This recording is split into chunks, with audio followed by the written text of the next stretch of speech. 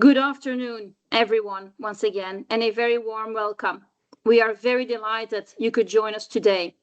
My name is Erica Blankhardt. I'm Senior Public Affairs Manager and Head of Sustainability at Invest Europe, and I will be your host for today's session. On the 11th of December, the International Private Equity and Venture Capital Valuation Board, the IPEV Board, published the 2025 edition of the IPEV Valuation Guidelines. The IPEV Board was established in 2005 as an independent body, bringing together LPs, GPs, and service providers from across the world. The mission of the IPEV Board is to provide high quality, uniform, and globally accepted best practice guidance for private equity and venture capital valuation, helping practitioners meet accounting and regulatory requirements in a way that is practical and accessible for firms of all sizes. The updated 2025 guidelines provide clear and actionable guidance for valuing private assets in an increasingly complex environment. This edition draws on the practical experience of industry professionals applying IFRS 13 and FASB ASC Topic 820 and reflect recent developments in valuation approaches, broader market trends, and evolving stakeholder expectations. As in previous revisions, the board has preserved the historical framework of the guidelines while introducing targeted clarifications and enhancements in key areas. In this afternoon's webinar, we will unpack the core components of the 2025 guidelines, with a particular focus on what has changed since the previous 2022 edition. We will look at the key focus areas and the rationale behind those changes. We will conclude with a Q&A session, so please feel free to use the chat box to share your questions, comments, and reflections. Your engagement is what makes these sessions dynamic and insightful. Now it is my pleasure to introduce our speakers, all members of the IPEV Board, an outstanding panel of experts bringing diverse perspectives and deep experience to today's discussion. With us today, we have IPEV Board Chair Timo Strunkman-Meister, Senior Director and Head of the Fund Operations Team at Capital Dynamics, as well as Chairman of the firm's Global Valuation Committee. IPEV Board Member Vikas Karlekar, Managing Director and Group Finance Director at ICG. We also have IPEV Board Member Christoph Rudig, Partner at Albion VC. And last, but definitely not least, we also have David Larsen, Advisor to the IPEV Board and Managing Director in the Alternative Asset Advisory Practice at Kroll. Thank you all very much for joining us and for sharing your time and expertise. With that, I suggest we get started. Timo, the floor is yours. Perfect. Thanks a lot, Erica, for the kind introduction. And also a very warm welcome from my side to all of you who dialed in here today. We pretty much appreciate your interest. Let me quickly start out setting the scene a little bit for you. The idea is to potentially demystify the process a bit, what we went through to actually come up with the new 2025 guidelines, as well giving you a quick and very high level introduction to how the guidelines are being set up and what we're gonna cover today. The process of updating the guidelines actually started well before the new board was elected in January 2025, when we reached out to all of the endorsing organizations to gather feedback and input and any comments they had on the previous 2023 guidelines. The new board then, after the election in April, set out a working schedule to, over the summer, within the 6 months leading up to October, in 12 or 13 working group meetings, to perform an end-to-end review of the entire guidelines, taking into account all the input and comments we received from the various member organizations, to come up with an updated version of the guidelines that, as you're probably all familiar with, we put out for public consultation on the 3rd of October, and then waiting for public comments to come in. And in the board's working meeting, in-person working meetings and virtual working meetings, then in November, we took into account all the inputs received, which then finally ended up in the final guidelines. To give you a little bit of an idea, we actually received over 130 individual or itemized comments on the draft guidelines that were submitted by 21 organizations covering both GPs, LPs, endorsing organizations, Big Four accounting firms, as well as advisors, which then finally went into the updated guidelines that were issued shortly before Christmas on the 11th of December, 2025. With regards to the guidelines themselves, it's pretty much, we didn't rock the boat. So the basic structure of the guideline remains the same. It is still rooted in the concept of fair value being like the price of a willing buyer, willing seller in an orderly transaction. And as does, it's firmly aligned to the IFRS and US GAAP valuation standards. In fact, it is the belief of the board that actually when you apply the international private equity and venture capital guidelines, the IPEV guidelines, that funds applying the guidelines are in fact compliant with both IFRS and US GAAP. The guidelines are still structured in a way that we do have the actual guidelines. Those are the parts in gray, which you see in the documents, which are then being backed up by recommendations or commentary how to apply these in practice. So the guidelines remain to be principle-based to make them as broad as possible so they can be applied within multiple jurisdictions all over the world. But we try to give commentaries both from a practitioner's point of view for practitioners who actually value assets, which we believe are best market practice, how to implement them in practice while still staying in compliance with with IFRS and US GAAP and any other fair value-based GAAP. Compared to the last 2022 guidelines, there haven't been really much updates. There's only one changed sentence, which you see at the bottom, and you can decide for yourself whether that's a material update or not. What we mainly updated the guidelines for are that we added additional explanations of developments we see in the market, which become more and more prevalent, as well as that we added a couple of new themes that weren't in the guidelines before.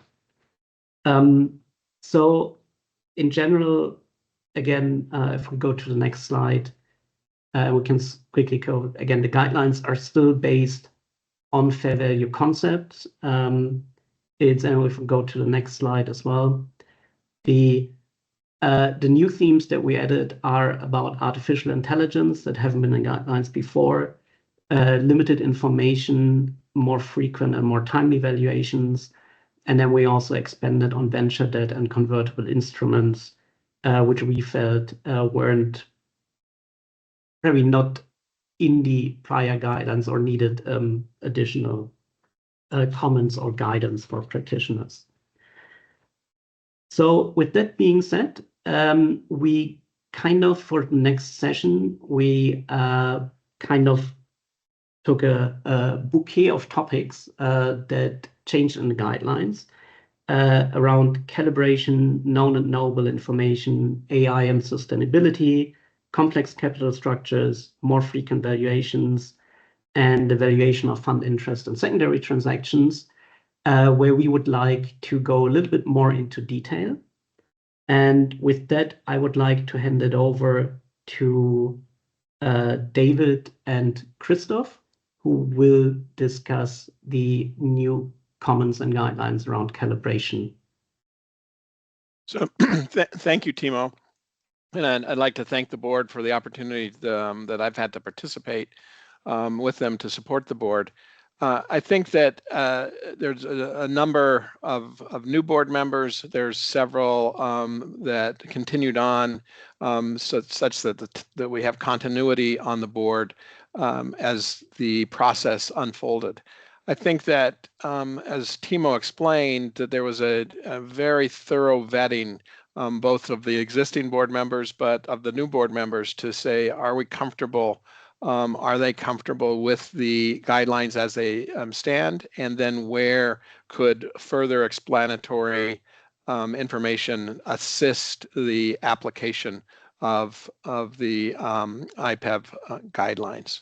So in that context, as Timo said, one of the places that was really edited for clarification, but and more for re-emphasis, was the concept of calibration. Calibration is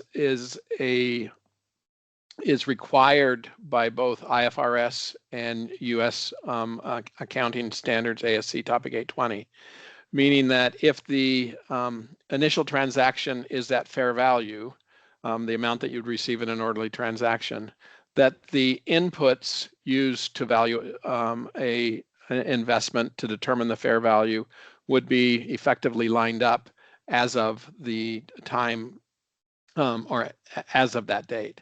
So from and again, I'm overly simplifying it from the overall wording, but fundamentally it says that if you pay 100 for an investment, we'll put transaction costs to the side for now.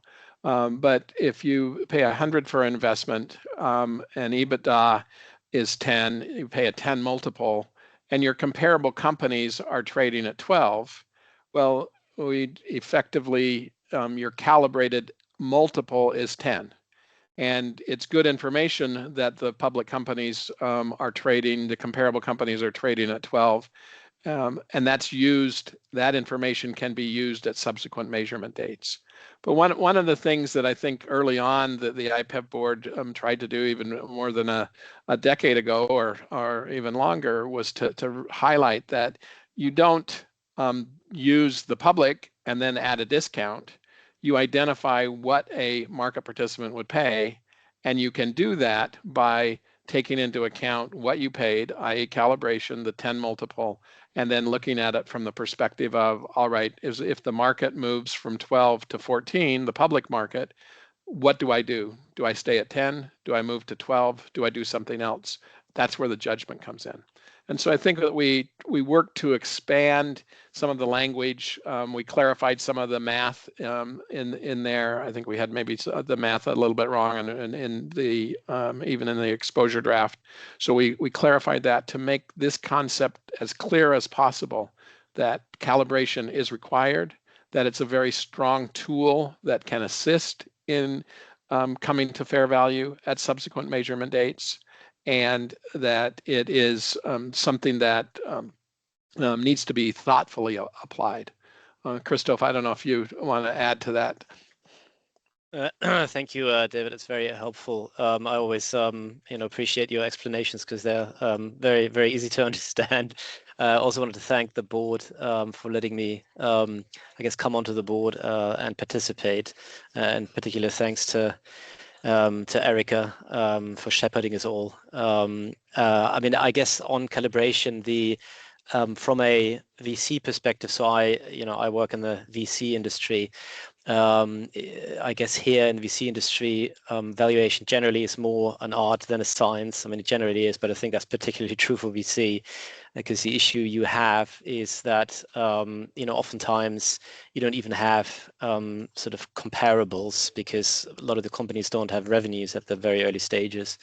But that doesn't obviate the need for calibration, as David said. I mean, it's something which is required by IFRS and US GAAP. And, whenever we have auditors coming into our firm, then, we get asked that question. I think, what we have done, and I think what a lot of the VC managers and participants do is, when there aren't revenues, there are other metrics they can use. You could use, things like, what is a user, for example, worth If before the company is monetizing their users, you could say, okay, maybe a user's worth X, and if that X was a certain value at the point of the first investment, then that is sort of I guess your fair value equivalent, and then you would down the line calibrate to that again, because I think the importance calibration is just it tells you, or it says, well, look, if the market is moving, then you need to make sure that your valuation is still up to date.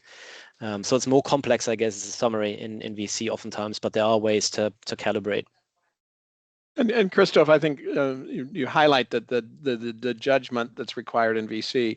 One of the other ways that calibration can be used is thinking about and again I will oversimplify, but if I think about a VC investment and I invested 100 and I think that I'm going to exit at 1,000, I'm going to get a 10x return. Well, I have effectively a model on day one, a calibrated model that very simplistically says that I've got a 10% chance of success, 10% chance of getting to the 1,000, and a 90% chance of nothing. Again, I'm overly simplifying it. So that's my model on day one. That's my calibrated inputs. And then as I move forward, I say, all right, has the 1,000 exit changed, and has the chance of success changed? And very simplistically, that framework can be used at a minimum to augment other things. And that's a calibrated way of thinking about my initial investment, and then using that thought process and in subsequent measurement dates. I think let us move on now, and I do notice, just to re-highlight what Erica said, please provide your questions in the chat. We'll come to those at the end to the extent we can. But I think maybe, Vikas, we ought to move on to known and knowable, and where we kind of added some guidance or the board's thoughts with respect to known and knowable. Thank you, David, and good afternoon to all of the people that have dialed in today. So as David pointed out, known and knowable information, which is one of the central principles and themes that sort of weaves itself throughout the guidelines, it elicited an awful lot of debate during our board sessions last year as we sort of looked to figure out where we needed to add explanatory guidance and where we didn't.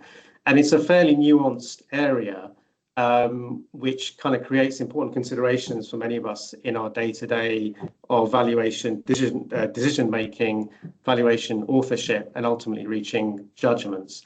And I think where a lot of the debate at the board level happened was where the concept of known or knowable intersects with a parallel concept of subsequent events. So these are sort of events that may have happened subsequent to the measurement date, but before I've published, that may tell me something or give me signals about conditions existing at the measurement date. So if I take a simple example, if I have an investment in a third-party GP's fund, then generally speaking, I'm relying on the GP's NAV statements for my own valuations, but those NAV statements are typically 3 months lagged versus my own reporting date.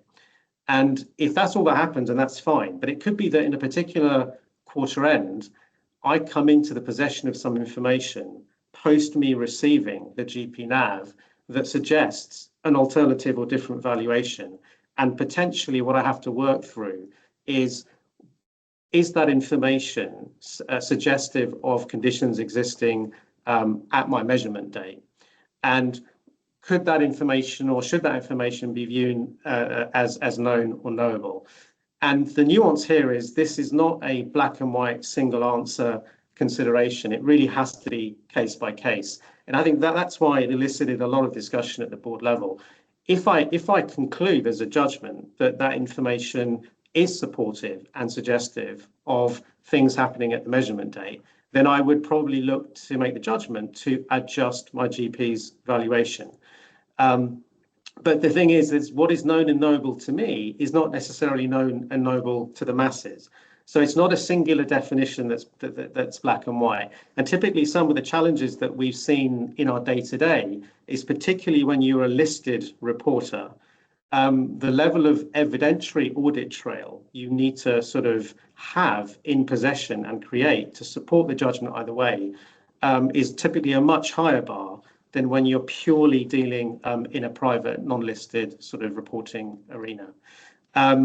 So it kind of, in some sense, you know, the other discussion that happened in this at the board level was, you know, whether information needs to be sort of legally permissible to be known about for one to actually use it in a valuation decision, particularly if you are departing from, in my example, a kind of GP valuation statement. So there was definitely a variety of views, I would say, and a variety of experiences that the board members replayed in the debate, but ultimately it was very clear that we did need to expand the explanatory text because these were definitely an area that was creating a fair bit of challenge for some of us, or if not challenge, certainly thoughtful consideration in our day-to-day.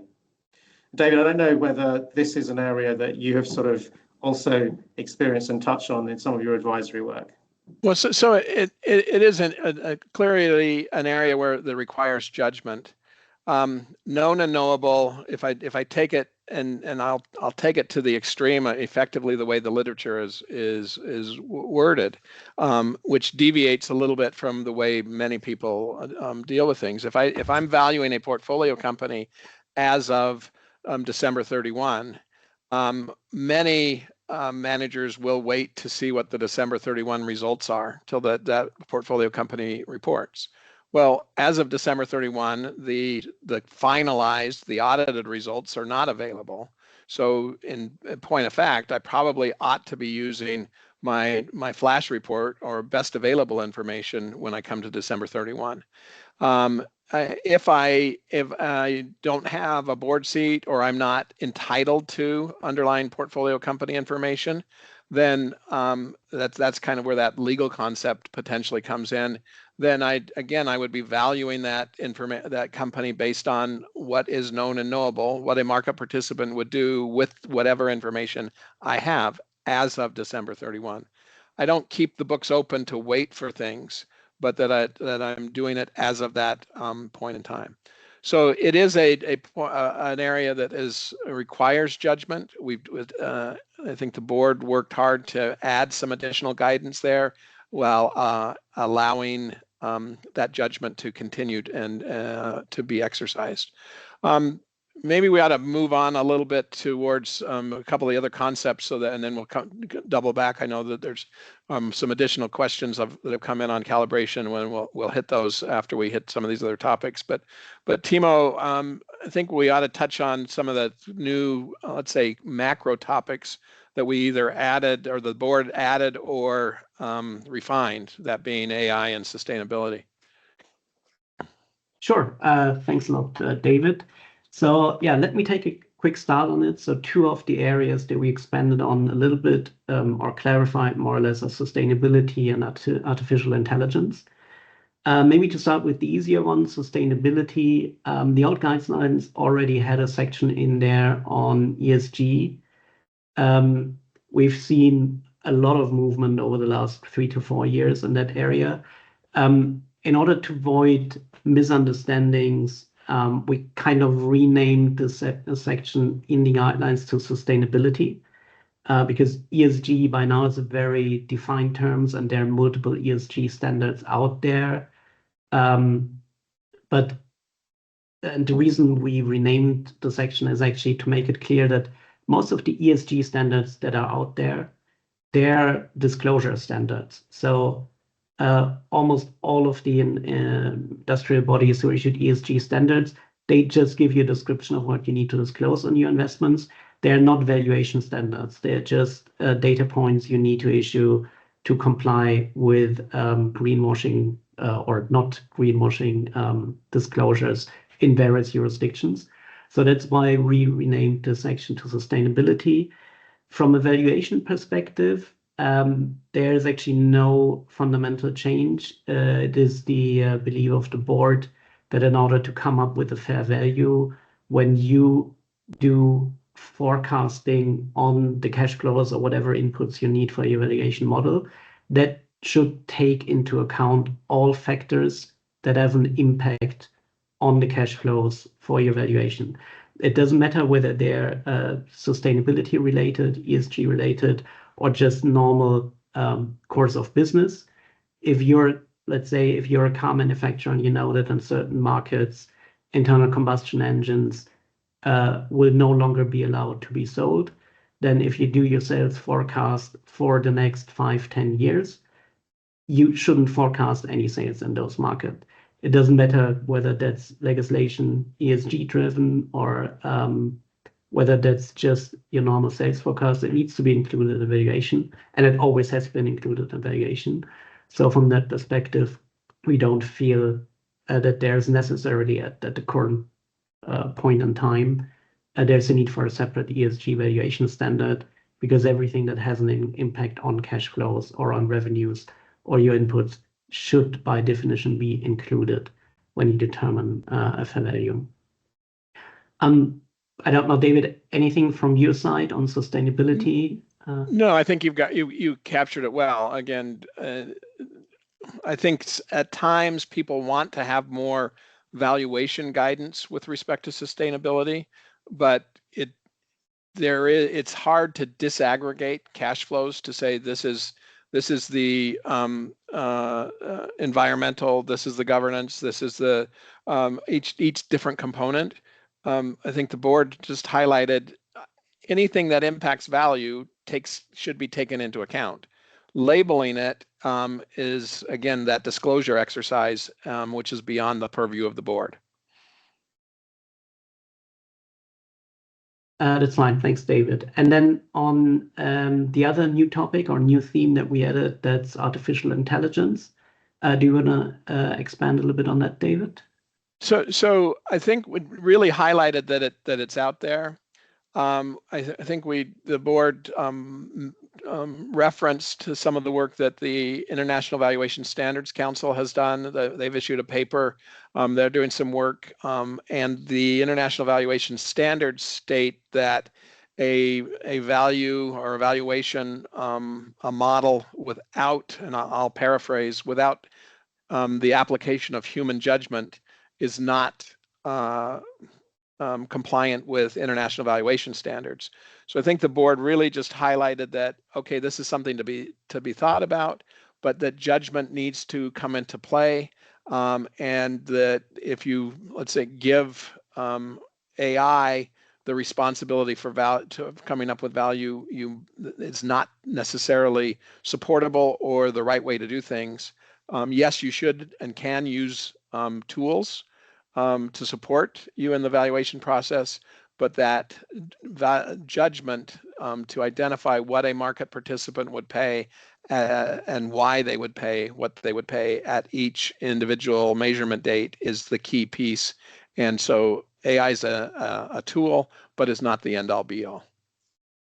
Until you get to the point, David, that AI actually starts buying stuff, then maybe it's more applicable.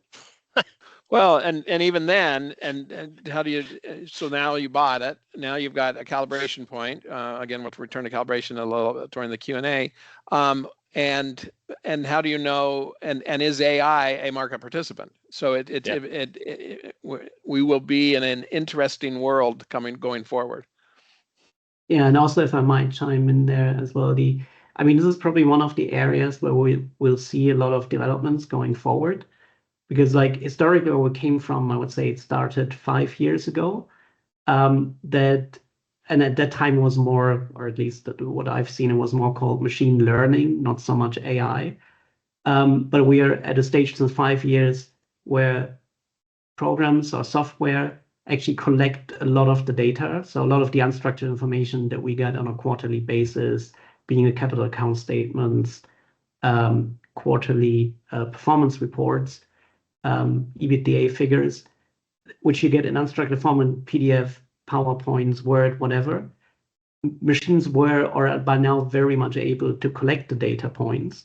What we've seen over the last couple of years with the AI revolution is that AI programs can actually not only collect these data points, but then use them to come up with valuations. But the important point, at least at this point in time, for the board was that, as David said, it's still the responsibility of the human valuer to make sure that all the input and assumptions make sense, and to ultimately take responsibility for the determined fair values. And I think that in that same context is not, in the old days we sometimes thought about a black box, but I mean, you put something in and you get something out. I think we need to understand when we're using AI, what is it that we're using it for? How can it be, I'll say, how can you determine that you're putting the right information in, that it's being manipulated in the right way, and that you get a good answer back? I'd say for some of you may or may not remember this quote, but from eons ago, a politician once said, "Trust but verify."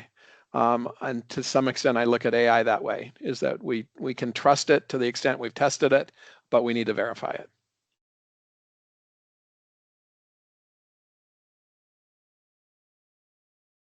Okay, that's fine. Shall we move on to the next topic, which is, I think, complex capital structures? So I would hand it over, maybe Christoph, if you can take the lead there, since that's closely connected to VC.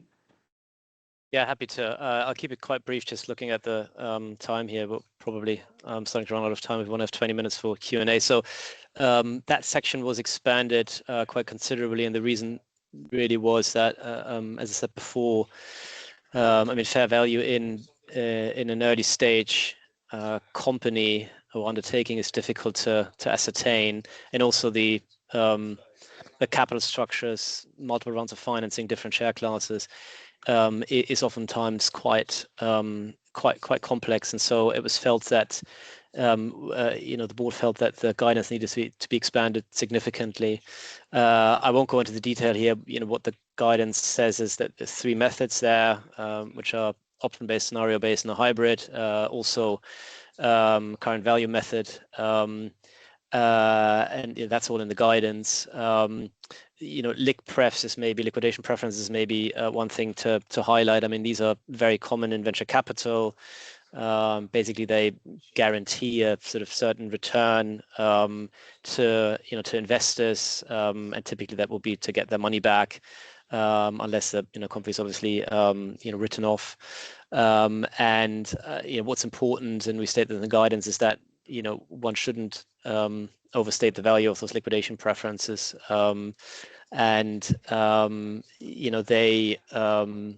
They typically protect on the downside. So when a company is worth quite a lot more than the what's called the preference stack, the entirety of the liquidation preferences, then they become less relevant. They really only become relevant in a downside case scenario. I mean, those are really the things I wanted to add. I don't know, Timo or David, if you've got anything else to say with respect to the comparison for the 2022 guidelines. So maybe just on the point you just raised, Christoph, and I think the board tried to tease this out a little bit, is on the liquidation preferences. Sometimes people say, well, I'm investing in a series E round with a 2x liquidation preference, and I invest at $10 a share, but because I have a 2x liquidation preference, I get to magically increase it to $20 a share on day one. That, I'll say, is a fundamentally a flawed premise, unless there's always the possibility that there's some other facts that I haven't looked at. But the fact that you received a 2x liquidation preference as a component of the $10 a share you just paid means that 2x, the value of the 2x preference, is embedded in the $10 per share you just paid. That's calibration.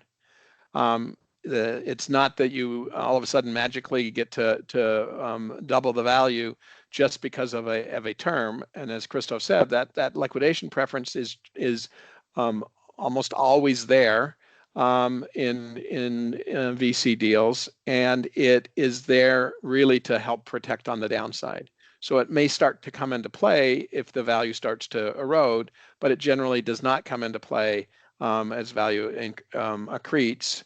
and therefore you just have to be, again, you have to apply judgment, but you don't.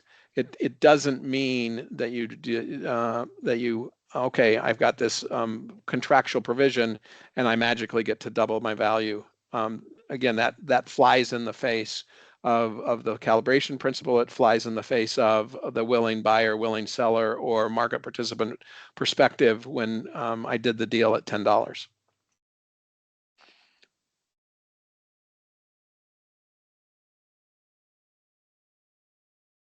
So should we talk about more frequent and timely evaluations then? Yes.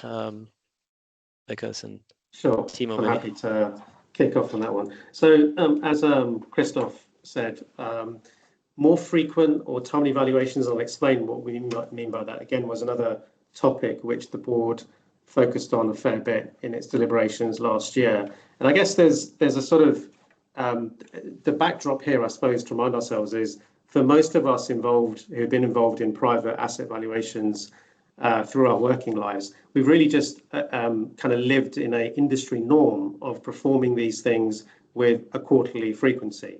And that's really been the anchor that has driven the cadence of all our operational processes. And I suppose what we discussed that we clearly see as an emerging phenomena is, with the advent of more and more non-institutional money coming into the private asset space, and the increasing incidence of evergreen structures that often have to provide a valuation capability more often and with higher frequency than quarterly, then we wanted to at least acknowledge that somewhere with some expanded commentary in the guidelines, because really the nub of the issue is that in this, particularly this sort of private assets, private credit, semi-liquid space, it may not always be obvious what has necessarily changed in the valuation of an instrument from a Monday to a Tuesday to a Thursday or Friday, when normally we're looking at these things over the course of a 3-month period.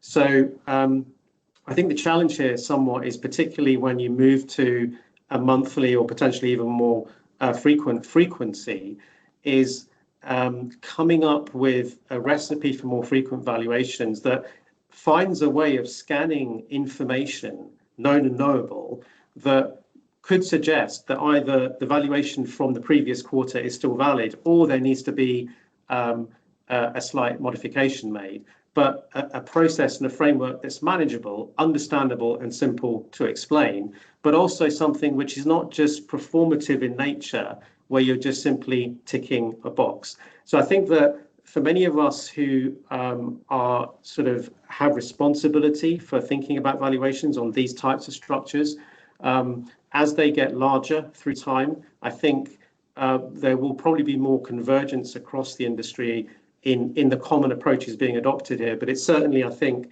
something that has been much more of a discussion point in the last sort of 12 to 18 months. And therefore, we felt some expanded text at this time was appropriate. And doubtless, I imagine that when we revisit these guidelines, probably in 2-3 years' time, we'll probably have some more to say at that point as well. But Timo, obviously, you were part of those discussions and a lot of the back and forth between the board. Any other thoughts on that one? Yeah, sure. Thanks, because I mean, just to add to that a little bit, I mean, as you said, we've seen semi-liquid funds becoming more and more popular and being raised. It seems to be every single day now that a new one comes to market. So that's why we felt it necessary to include it here. As you said, it is a very complex topic, because in essence, what you're doing is that you're evaluating a portfolio of underlying companies that typically report whatever they do, EBITDA revenue figures on a quarterly basis, and you're trying to value it on a monthly or even weekly or daily basis. So that's inherently challenging. What we failed to make clear is that this doesn't mean, or that the board still feels that the fair value standards set forward in the guidelines still applies, so that there's no leniency there, that you can take shortcuts or whatever. That should not be the case. But in the end, it's a challenging area. We need to take a lot of assumptions to come up with a more frequent valuation. And it just underlines the necessity of this constant stage of back testing, where you actually, whatever assumption you used and the valuation you came up with, you constantly need to back test against actual valuations to adjust, or if necessary, adjust your assumptions to come up with the most appropriate fair value. And I think that it is continues to be an emerging area. It does require a paradigm shift, I think, in particular among our deal team professionals, but even among those of us who are dealing with valuation. You could make an argument that the quarterly reporting cadence and quarterly valuation cadence that most of us, all of us, have grown up with is okay. It's a quarter. It's a fourth of the calendar year, but it's as arbitrary as 40 days or every 20 days or any other cadence that you were to pick. So it is really coming up with a framework to determine what changes such that you can identify what a market participant would pay at that measurement date, and that could be daily, based on the information that's available. And so in that daily world, I think what we tried to start to highlight is that really that value is yesterday's value plus or minus a market move, plus or minus a true up for performance, plus or minus cash flows, plus or minus something such as that's idiosyncratic, that's particular to the investment, that's not driven by any of those other factors. That's today's value. And so that is argues maybe for something that's more of a systematic approach. By the same token, you've got to, and in particular, that idiosyncratic means that you've got to add in that judgment component. Indeed. So I think we wanted to then just tail off this piece with another area we spent a lot of time looking at, and I'll let sort of Timo do the double click, but basically secondaries transactions and how we infer messages or not from those transaction levels when it comes to fair value judgments. So Timo, I'll hand off to you. Sure, no problem. Yeah, on secondary transactions, again, that's more something that we as a board felt needed some clarification, just based on the amount of comments we got, where it still apparently triggers some discussions, especially with auditors during the annual audit process. And we just wanted to make clear, expanding on the previous guidelines, that again, in principle, as long as an orderly transaction, there is some indicative value for that being fair value. However, on secondary transaction, these are often quite opaque for various reasons. So if a selling LP sells to a buyer, it might have a plethora of different kind of drivers for the transactions. And there can be some, like the individual tax impacts on both the seller and the buyer, that factors into the price negotiations. It could be that typically in secondary transaction, you sell entire portfolios. So when you, let's say, negotiate a discount of 20%, that's on the entire portfolio of 100 fund interests, but they are often not breaking down to assign an individual discount for each of the individual fund interests.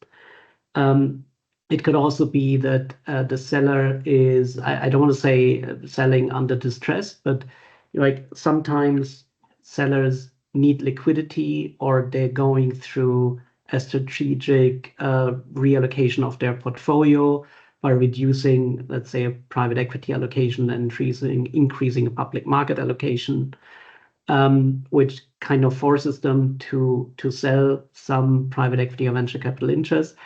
That all factors into a discount price, which do not necessarily make it indicative for all the others LP in the fund. So just if you have a fund with 100 LPs and one LP sells their interest with a 20% discount to an outside buyer, that does not necessarily mean for the GP and the other 99 LPs that suddenly with that transaction their interest drops by 20% in value. And on the other side, it also means since the secondary price is negotiated at a certain point in time with a reference date, they use their indicative value as fair value over time, which then often leads to an automatic gain for the buyer, because once you go back to the normal quarterly reporting cycles where you get the fair market values reported by the GP of the fund, you will have, so to say, an automated gain being built in that you then realize over time. And there's a whole discussion out there in practice with David, you might want to comment on with whether that should be a day one gain or if that's a gain that's only realized at the next reporting cycle. But yeah, I mean, I don't know, David, if you have any additional comments there. So it is a bit of a complex area. It is an area that the press has tried to attack the industry on in recent months and in the recent past, because the press somehow doesn't like the fact that there could be a day one gain. But if there's several factors working all kind of at the same time here. If you take that step back and say, all right, if I'm valuing a fund interest, how do I value it in the first place? And IFRS does not have specific standards to value a fund interest. US GAAP does have specific standards to value a fund interest. And that is that you can use the net asset value reported by the manager if you have determined that all of the underlying investments are reported at fair value, and if it is as of the same measurement date. Comes back to some of the timely information we were just discussing about maybe adjusting for the market. But that means that if I do buy at a quote unquote discount, that I may have a day one or at least a the first quarter that I own it and report on it, that I would have an increase back to the reported NAV. Timo went through all of the kind of the reasons for that, or many of the reasons for that. We tried to articulate that in the new 2025 version of the guidelines to give people information on that. But to just say, well, no, we're gonna, if we were going to go down the path and say, let's use the discounted value, in today's market, buyers of secondary fund interests want a discount. And so if NAV was 100, and so we said, all right, I'm going to value it based on the 20% discount, I'm going to value it at 80. Well, the buyer still is going to want to pay 64. So the moment you start introducing this discounting convention into actual valuations, it can build upon itself, and you can kind of discount it down to zero very, very quickly. Maybe that's an extreme. Now, if it's a single portfolio company that you buy at a quote unquote discount, then maybe that is the fair value, and maybe you had it overvalued before, because what a market participant would pay is that quote unquote discounted value. So a lot of different pieces here. Again, the expanded language that the board added is intended to help streamline and provide guidance, but there will continue to be a need for the exercise of judgment in this area as there are in the other areas.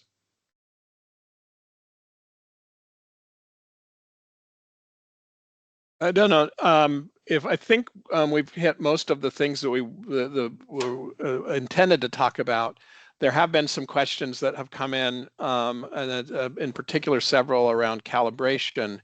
And maybe we'll return to that. And again, if you've got other questions, we'll try to hit as many as we can in the time that we have. And maybe I was not as clear as I could have been or should have been, but let me try to hit a couple of those calibration questions. And they tie into some of the things we just said. So first of all, when we talk about market, and in the example I use the 12x multiples of the market, I really should be very, very clear to say that 12x multiple is for comparable companies that are actively traded or publicly traded, where you can see the share price. We are valuing a private company that does not trade, that may have a different growth rate, that has and is not actively traded. So it by definition, it is different.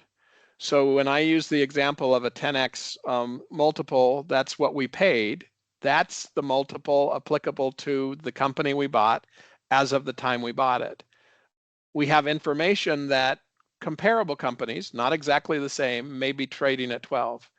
In the old days, some people wanted to immediately jump to 12 because that's where the public companies were. Well, no, a market participant is not going to pay a 12 multiple for my company because it's private and it may have a different growth trajectory and it may be a little bit different industry. And therefore, the 10 multiple is what I pay. I'm just using the 12 as a reference point to say, all right, should I be 2 turns different than the comparable companies? And I look at that going forward. One of the questions that came in was, well, if I buy a company at 9x and at 10x, again, you look at that and say, what's driving that? I mean, if I bought equal tranches, then maybe I would be valuing it at 9.5x on day one, and that's my calibration point. If I bought 10% at 9 and 90% at 10, then maybe I would be closer to 9.9. So it's going to be a judgment on what the situation is and why a market participant would pay what they would pay. Again, I think every question here that the guidelines intend to try to answer it can be distilled down into what would a market participant pay for this investment at this point in time. And we use lots of different information to help us make that decision. The question is, again, I think we've hit the 12x, 10x. If in the VC world, if I may have a multi-tiered calibration because of my growth rate. So I may be at a 20 times revenue multiple today, but as I grow, that multiple next year, maybe I'm expecting 10 times multiple, and the year after I'm expecting 5 times multiple, and my comparable companies may be trading at a 3 times revenue multiple. So I am looking at, I may have multiple compression as I grow. I have to build that into my model and think about that. If the amount I paid, and again, I think the question that came in was, if the market is at 5x revenue, but the VC regularly pays 10x, well, again, if I'm paid 10x, and I say, why did I pay 10x and 10x of what? And over time, as I grow, I would expect to see that multiple I paid contract. To revert to, again, where would a market participant pay? Would they always pay 10x? No, they're gonna probably pay closer to the 5x as I grow into a size that is more reflective there. So I think that the calibration of inputs can be both on the I'll say upside and downside. Let me stop there and see if any of the board members want to add anything or correct anything I've said, and then I can touch on there was a question about the audit process. Yeah, maybe just a quick comment from my side there. And again, David, feel free to chime in as well. I mean, the calibration, or to stay in your example, so if public markets have a 12x multiple, and the transaction when you bought it was a 10, so at a 17% discount. I mean, that does not mean that the 17% discount for the calibration will be fixed until infinity. I mean, over time, right, the longer the transaction is actually passed, this might change depending on how the company develops. So it needs a constant supervision. Sure, next quarter probably, after your acquisition, when you bought with a 70% discount, will still be the same. But in year 2, 3, 4, 5 years later, that then is subject to change as well for the calibration. Well, and I think that's a very good point, Timo, because I think that 10x I paid, I mean, the comparable companies, if I look at the last year, they may easily have gone up to 14x. But if I haven't affected change, if I'm trying to replace management, if I'm trying to take out costs, I may still be at 10x even though the comparable companies doubled, or when I said doubled, even though they went up 2 turns from 12x to 14x. So it's just it's a piece of information that I use. The calibrated input is the 10x. The information I use to inform my judgment on whether or not I move the 10x, one of the pieces of information, is what my comparable companies do. Just one thing I'd add into this is obviously there is a comparable company or a set of comparable companies at the outset of when you first make the investment, but nothing is ever necessarily constant in life. So these comparables themselves may need to change. So there's another layer of judgment here around the comp set. What are those listed peers that I'm saying are comparable to the company the private company I've invested in? And often actually where some of our sort of discussions with auditors, it's sometimes biased, is around the selection of the comp set, and especially where we choose to adapt or modify that selection over time and the justification and the rationale. So what is the premium or discount is also in some sense influenced by what am I comparing myself to? And my point is, we often find, I mean, when I say often, it is not uncommon to change that comp set through time. So it's another layer of nuance that comes into the judgment. And I think that sometimes we confuse ourselves when we talk about premiums or discounts. And I think that, again, I think what the guidelines are trying to do, and it is kind of a bit difficult, and it's been over time, there's been revisions to try to enhance and to clarify, but fundamentally the calibrated input is the 10 multiple we paid. The other information, the fact that the market is trading at a premium and discount to the 10 is because we have a private company. We may have a different size. We may be in a little bit, our industry may be a little bit different. So we're now then asking at the next measurement date, what multiple should I use? What would a buyer of a private company use? Because it's still a private company. Would they still use a 10 multiple, or would they use something else because of what the public, and I can inform my judgment because of movements in the public market. And if the public market went up from 12x to 20x, again, I wouldn't jump to 18. I would ask, what happened with my company? Why is it worth more or less today? What would, if I were buying it today, what would I pay? If somebody else was buying it today, what would they pay? And that public market move is information that can help, but is not specifically determinative.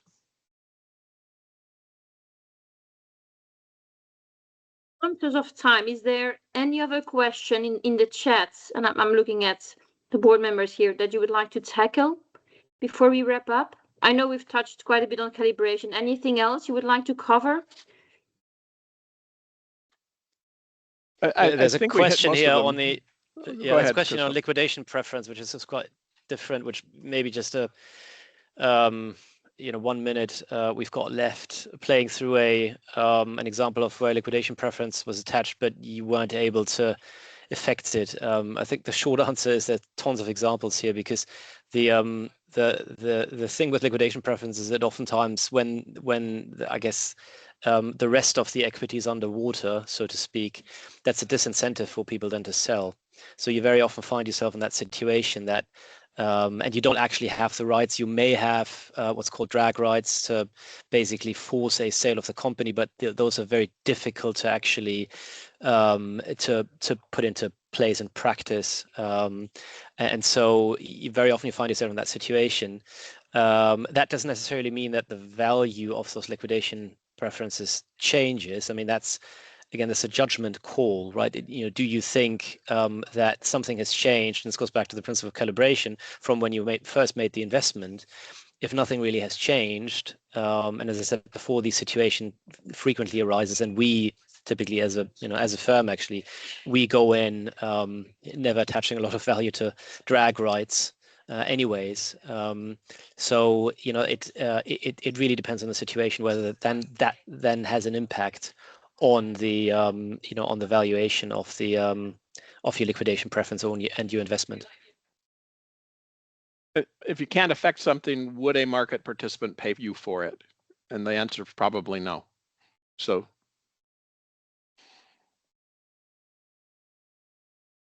Right.